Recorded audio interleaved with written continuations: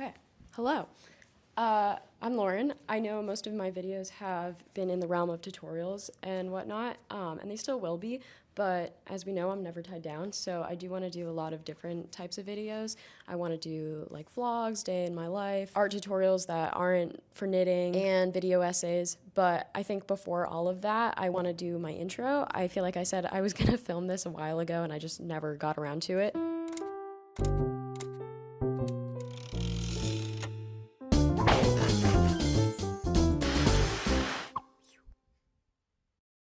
This weekend I'm cat sitting for my friends, Emma and Shannon, and they were kind enough to let me just hang out in their apartment.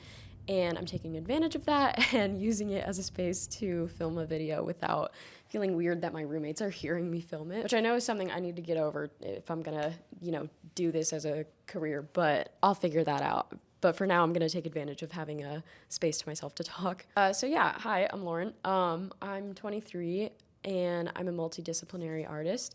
I feel like I didn't used to say that about me. I would always say when people asked, what I did or who I was a graphic designer. But that has since changed, and that's only changed within maybe the past 9 months or so. I kind of want to talk about my journey as an artist from how I got to this point, I guess. So going way back when I was a kid, I have always really loved art, drawing on the wall type deal, always having like a creative mind. When I got to middle school, I took art classes. I was always taking some type of art. I took AP Studio Art when I got to high school, and I had a really great high school art teacher, Miss Spinelli. She was so silly, but she was kind of like the first introduction into thinking about art in the way that I do now, and I didn't even know it at the time. There were just so many materials that she had. She collected like old film rolls of art tutorials. There were a million different types of oil pastels and screen printing materials and all that type of stuff, and I tried almost everything. I don't think my art in high school was the best, to be honest. It lacked a lot of, basic principles, but I think the thing that I liked a lot about making so much art in high school was I was just being free and experimenting, and that is like the driving force in my art practice now. I was lucky enough to find like a lot of friends within that class who also liked art and did art. I'm probably gonna botch the timeline of all of this because it's just so much time has passed and everything's kind of a blur in my mind. I do remember a few like key moments that I guess I want to point out that are integral to my story. When I was a freshman, there was this thing that my high school did as an art competition. It was basically teaming up with this local jewelry store, and the jewelry store was like, okay, go ahead and design a necklace, a piece of jewelry, whatever. Or actually, no, I think it had to be a necklace for the homecoming queen. So design a necklace and then write like a little story artist statement about it and submit it, and then we'll pick 3 winners. The first one, like third runner-up, will get, I think, like a gift card or something, and then second runner-up would get money and like a bracelet, I think. First place would get the necklace made for the homecoming queen, and that would be presented to her at the homecoming court, like the big football game. Very like stereotypical American suburb football, growing up in Georgia type deal, but I loved it. So anyways, I was in 9th grade and I didn't really think that much of it, but I ended up winning 3rd place, and that was really cool because that was like my first submission. Everybody was like submitting to the Scholastics and getting keys for that, and I felt like I hadn't really entered into any competitions, and this was like my first big competition, so that was really cool to win. It was so scary like walking through the pep rally because in high school I was a very shy kid. I did not like attention that type of way, and it was a lot, like walking in front of the senior section, receiving that like award. So then my next like foray into art was t-shirt design for National Honor Society. Looking back on it, not my best work, but it worked for the time, I guess. And I got that t-shirt design made for the whole like club, and that was pretty cool. And then it was my junior year, and I won the drawing competition for the necklace design for the Hoko Queen again. That was really cool because they had changed the rules, because originally only the homecoming queen would get the necklace made for them, but they changed the rule right at my junior year, and they were like, okay, we'll make one for the homecoming queen and one for the artist, which makes so much more sense. I have that necklace and I wear it like constantly. It's one of my favorites. Every time I think I've lost it, I like really freak out because I'm maybe a little bit too sentimental about objects like that. Honestly, like horrible for my anxiety though, because I had to walk in front of the pep rally and like stand there while the woman from the store like read my artist statement about it, which I did not think they were going to do. That was kind of torture, but that was really cool. Again, I can't remember fully like the timeline, but so lockdown happened. I feel like this was maybe a little before lockdown or maybe during it. I started really getting into polymer clay. I was selling, I think, just earrings. Yeah, earrings that were, they were a little ugly. We can be honest. They were a little ugly, but I don't know. It was like fun for the time. And I made some like clay jewelry holders, and then I was like ring making, a lot of, very quarantine activities, us artists being kind of trapped in our spaces. I also started like a big cartoon wall. I was going to fill my whole childhood bedroom wall with these little square cartoons that I painted with acrylic paint and like on cardboard scraps. So all this time, my life was a big thing of doing school and like going to soccer practice and doing art. And I was just creating all the time. But I really wasn't thinking about my future. People would have their minds set on going to Yale or whatever. And as you get closer to it, most people were going to UGA, University of Georgia. And I kind of thought like, oh, I guess that's where I'm going to go. But I was like, I need to figure out what I want to do for the rest of my life, because I feel like I wasn't good at anything else. I was smart. I was in AP classes, and, it's not like the stereotypical dumb art kid thing. I don't think I was super dumb or anything, but I just didn't like any of it.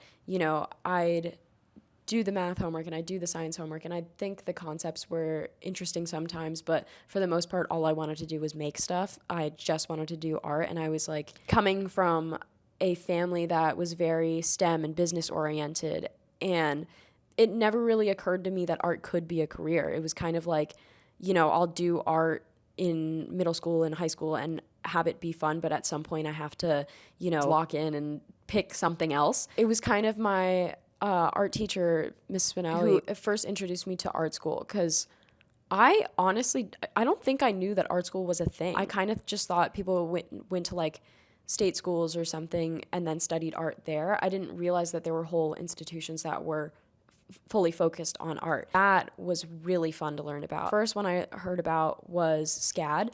That's Savannah College of Art and Design, and it made the most sense for me to go there because, in-state tuition, and it was only 4 hours away, so I could like visit home. My teacher starts opening me up to like other schools too, because I kind of thought SCAD was maybe it, but then there was SAIC, which is School of the Art Institute in Chicago, and that's where my teacher went. I was like, oh, okay. Again, at this time, I'm like a shell of a person. Like, I'm so riddled with anxiety, and like I'm just nervous about everything, that the idea of going to a school out of state was just not really on my radar. It just sounded too scary. I didn't feel like I could do it. I feel like the idea of having to fly home a lot and like going to the airport really freaked me out. I was just like, I can't do it. So yeah, I'm in this mindset, but then it's like getting closer to, time to write college essays and like apply to places, and I need to get serious about what I want to do. And I'm thinking, I think I maybe have to go out of state, and I need to leave behind my support system and kind of get out of this personality that I was in. Not that I hated who I was, but I was very much in my comfort zone. College is my chance to really, have an excuse to push outside of that really hard. Going to a fully art school out of state, 100 miles away from home, felt like a good place to start over. What we did was I applied to, what all did I apply to? This was so long ago at this point. I applied to UGA as like a safety school, which is kind of crazy, I know. UGA was my safety school, and I got in there. And then I applied to SAIC, got in there with a scholarship, Mass Art, Virginia Commonwealth, I think it's called, SCAD, and a few others. I don't know why I'm blanking on the names of them, but I applied to a bunch of art schools. I got into all of them with scholarships. The only one I think I got rejected from, I got waitlisted from Rhode Island School of Design. Not that it matters, I'm joking, but I was really thinking about Rhode Island because I loved Providence when I was there. visiting. Brings me to my next point. The way that I decided was, first of all, I got into Pratt for not early action or early accept, one of them, the one where you don't have to commit. I got in early. So I knew, like, in the winter of 2020, I guess, that Pratt was an option. And then I get into SAIC, and the way that the scholarships were and like the prices, they kind of were on the same level. So it was very much just choosing between the schools, choosing between the cities. So what me, my dad, and my sister did was we did a big like road trip, not road trip where we were driving, but a big trip around to all of them. So I had already visited SCAD in like 2019 for a weekend design opportunity workshop thing. So I went with my dad for that. So I already knew what SCAD was like, and honestly didn't love Savannah. I don't know. There was just something about it. And SCAD just kind of felt a bit showy. Like they had all these showrooms, but it felt like something deeper was going behind the curtain. I'm not going to get into all that. I just didn't feel like SCAD was a fit for me. So we fly from Georgia to Chicago. From Chicago to, I think we went to Massart next. That would make most sense. And then we went to Rhode Island. Oh, Maryland School of Art. I forgot about Maryland. We did go to Baltimore. Also went to Pratt. But yeah, so we did this whole big tour. But remember, at the time, this is during, like, you know, peak sick season with COVID going on. So we're wearing masks everywhere we go, and none of these schools are letting us onto the campus. So my campus tours was really just visiting the city that they were in, so I could get a vibe of it, and then just, like, you know, peering through the gates, trying to look into what the campus looked like. So that's what I did with Pratt. I literally just stood outside the gates and was just like, there's the campus. Okay. And then I had to kind of feel the rest of my way out. And again, we're not spending like that long in these places because it was only like a week that we had to visit all of these schools. And so we're packing in like a lot of walking, a lot of going around the city in very short time periods. There was a lot of pressure to like decide. In the end, after that tour, I eliminated some like right off the bat, and it got down to Chicago or New York. I remember like as a kid, I used to talk about, oh yeah, I'm gonna grow up, I'm gonna be an artist and live in New York. And then I feel like I just forgot about that for so long throughout, you know, middle school and high school. And then now I'm coming back to it, and my sister reminds me, we're like in the car, and she was like, hasn't it always been your dream to come to New York and live here? And I was like, oh, I kind of forgot about that. I'm thinking about the pros and cons. I loved Chicago. It felt really nice being there. And I really liked New York. So I was like, I don't really know what to do. I need to decide between the two for sure, because it was coming up on, you know, deciding day. I remember when that is anymore. Like, is that April? I think. And I'm waiting on RISD to see if that's going to be a factor, because it did come down to Chicago, New York, or Rhode Island. And I was like, I need to decide between them soon, but Rhode Island hasn't gotten back to me yet.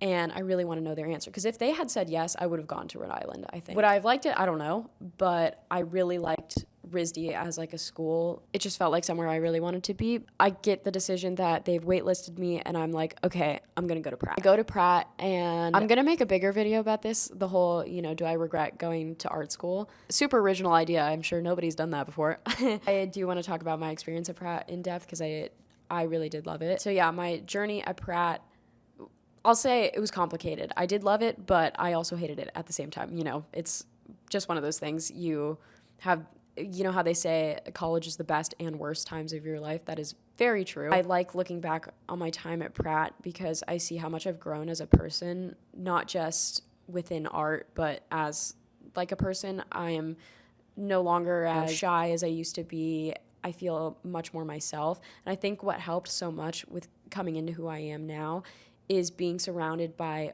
art kids and creative minds all the time, and not coming from not really having that in Georgia. There's not much of an art scene, at least that I was involved in. So coming to a place that is just like bursting with this creative energy of people who feel the same way that I do, that felt really nice. But even in my beginning of Pratt, I was going into art school with a very logical mindset. You know, my parents have always been supportive of my dreams and like what I want to do. So there wasn't much convincing that needed to happen when I wanted to go to an art school, except for the fact of what I wanted to major in. Because I think, honestly, if I had said, oh, I want to major in fine arts, like painting or something, I don't think they would have been as on board. I kind of framed it in a way that, and I fully believed this at the time, like, I love graphic design. What I'm going to do is I'm going to go to school. I'm going to be very logical about my artwork, and it's going to be, very corporate. I'm going to get out of school. I'm going to get a corporate job, 9 to 5, and that's going to be my life. And that is exactly what I did. I went to school. I worked so hard. My art has gotten exponentially better. Ended up getting an internship in the summer coming into my senior year. Yeah, into my senior year, I got an internship during the summer. Quickly turned into like a part-time gig, and then I'm like working while doing school and my thesis, and my mindset around art is starting to shift. I've just spent the past 3 years doing, computer work, being very focused on that, and the feelings of change started, I think, in junior year, but not as heavily and as much until I started this corporate job, because it was at, an agency. And even though I wasn't working 9 to 5, I was working a lot of hours and doing a lot of work. I was exhausted all the time. I felt like my eyes were just burning because I'm, using this screen all the time. I'm going to work and I'm doing this work, and then I'm too exhausted to do art for myself, and I'm scrolling on my phone. And it just felt like this never-ending cycle of screen time and design and corporate work.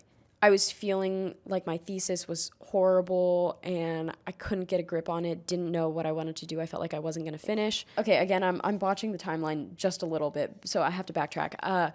The reason I started feeling like horrible was, yes, the screen time, but also I started getting back into textile arts. And I started this in like 2024, January. I signed up for a hand knitting class. And I've been doing crochet since I was 11. My art practice shifted from doing crochet and like I forgot. This is what I mean. I should have had a script for this, but I forgot. I needed like bullet points.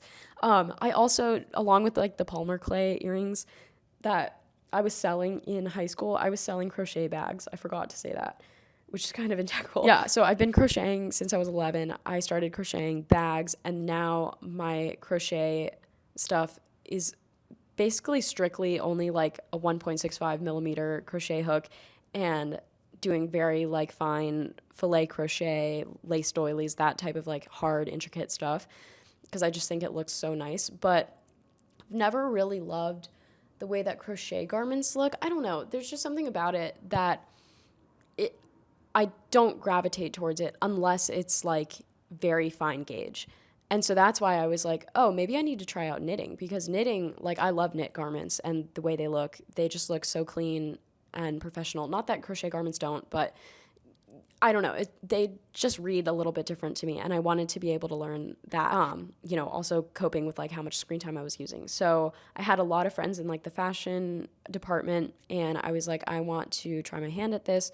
So I tried hand knitting and loved it. Made a lot of things in that class, a lot of experiments. Like, personal stuff was going on in my life too that was like making me really happy, and I just felt very like on top of the world, I guess.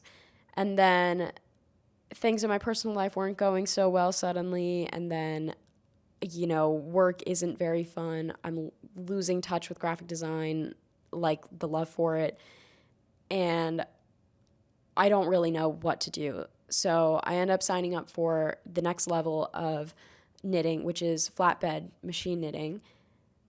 I was obsessed with it. When I say I was spending every single weekend there for like hours on end, just making stuff for my class or experimenting and honestly shirking my graphic design responsibilities, I was spending so much time there and I loved it. I felt really good about it. I'm coming into winter of my thesis. I'm still really lost with it.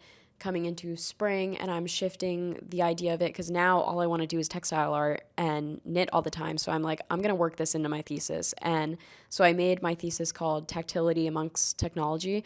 I won't do a full deep dive into what it was about, but it was, merging these digital and physical worlds that we have to be participants in all the time. So I made a lot of swatches, experiments, and I was just playing a lot with art.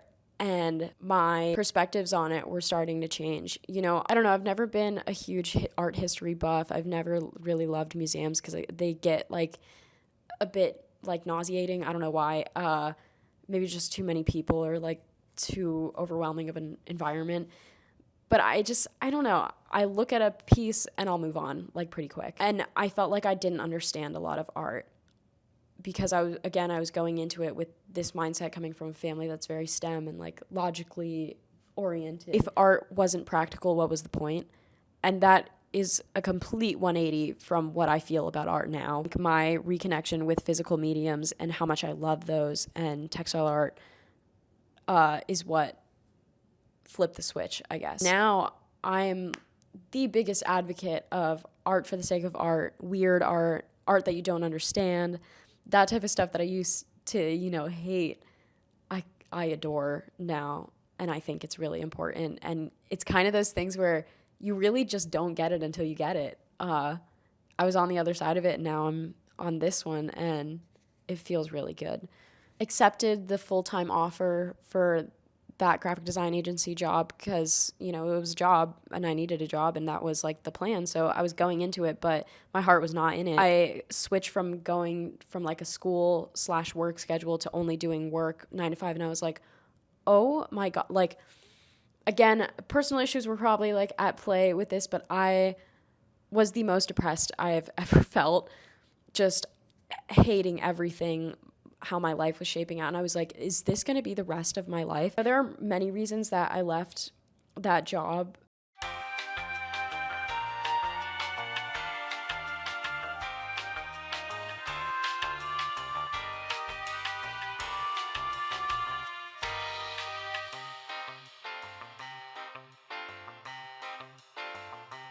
I don't want people to think that, or I guess I don't care what they think, but I'm just going to say it. This is how I felt about it. I didn't get, blow up on Instagram and think, oh, this is going to be my career. I can just like do whatever I want. I'm going to quit this great job and like just, run on dreams.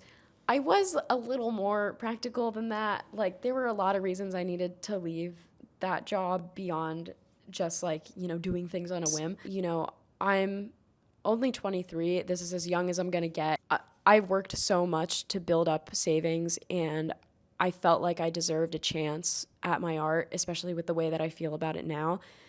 And of course, my Instagram gaining more traction was a big push in that. And it was kind of like eye-opening where I could maybe do this. I feel like I needed to capitalize on that now versus when I'm like way older and maybe I have more dependence or responsibilities. Right now, I don't have kids. I don't have a relationship. I don't have any of those things that maybe stop people from doing this type of thing. I have the savings. I feel like I should just take a chance. So I guess this is my announcement of that because I haven't really said it. In December, I quit my job, my corporate salary job, which, I'm sure people are going to be like, why would you do that? You're crazy for doing that. It's not like I don't feel that way as well sometimes, but it isn't a rash decision. I thought about it for months and months, agonized over it really. And I really do think that if art is your calling, life will get in the way so much to stop you from doing anything but that. I feel so emotional about art. It is just the way that I understand other people. It's the way I understand myself so much better. I don't think I could do work that I don't fully love for the rest of my life. I'm not opposed to doing graphic design again or getting another 9 to 5 type of job. It's just the work needs to be different. What I'm doing at that place needs to be different. And I think it needs to be more illustrative and more fine arts oriented, maybe more physical mediums. That was maybe my issue. I don't know. I need to figure it out. call myself multidisciplinary because I have tried maybe every medium there, not every medium, obviously, but I do so many different things. I love charcoal and graphite drawings, pencil drawings. I love drawing digitally, using watercolor, using gouache, painting with acrylics. I love textile art, obviously. There's just so many different alleyways that I want to try. I've never done an artist residency. I've never really traveled that much. I don't submit to art competitions because I didn't have time before. And now, having no tether, I don't have a job currently, but I am making money from, I sell my trapper hat pattern, and then I'm going to do more patterns. I really want to get a little bigger on YouTube, so maybe that could be a source of income. It is stressful a lot of the time. It is very stressful finding a fine line between working and play and, figuring out the whole money thing, all of this stuff. But I think in the end, it's a better stress for me than what I was dealing with before. So yeah, I'm Lauren. I love art. It's not something I do, it's something I am. But the ones who make it are the ones who stay. So this is a message as much as it is to you as it is to myself, that have to push past all the other stuff because all of it is just your own stuff. It's distractions. Keep your mind focused on what you like to make. Know that it's important and just keep making it. The rest will work itself out. You always think it won't, but it will. I'm kind of unlearning the very, nuclear family timeline of you go to school, get a family, get a job, blah, blah, blah. Know that everybody is on their own timeline. Other people's success doesn't detract from your own. So yeah, I don't know what the future holds. I like the idea of making this video because maybe, in 10 years time or however long, I can look back on it and see how far I've come. Future Lauren, if you're watching this, hello. I hope things are going well. I hope you're learning to be more happy in the moment about things and just more happy overall. I am definitely struggling with that now, but just know that there's a lot of people out there who support your work, and even if they don't, you have to be your biggest supporter. I guess we'll see what this year brings. Feeling a little bit of the pressure to do things on a certain timeline, but again, I'm trying to unlearn that. If you're an art kid currently in art school and struggling, if you are an 18-year-old who's trying to decide if art school is the right fit for you, if you are a 40-year-old and you have an art shop that doesn't have a lot of sales, if you are any of those things, or if you're successful and super successful and having a great time with your art life, just know that I have been where you are, or I will be where you are.